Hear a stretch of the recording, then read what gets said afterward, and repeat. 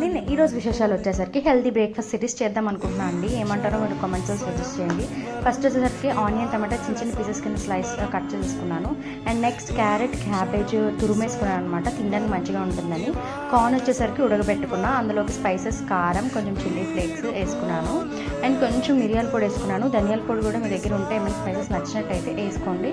ఇది వచ్చేసరికి home made mayonnaise అనమాట, ఎగ్తో చేశాను. చాలా ప్రోటీన్, హెల్దీ కూడా. కావాలంటే రెసిపీ కామెంట్ చేయండి. ఆ మిక్సర్ని అంతా మిక్స్ చేసేసి బటర్ బ్రెడ్స్కి స్లైట్గా అప్లై చేసేసుకొని ఆ స్టఫ్ అంతా కూడా బ్రెడ్లో పెట్టేసుకున్నాను, ప్రెస్ చేసేసుకున్నాను.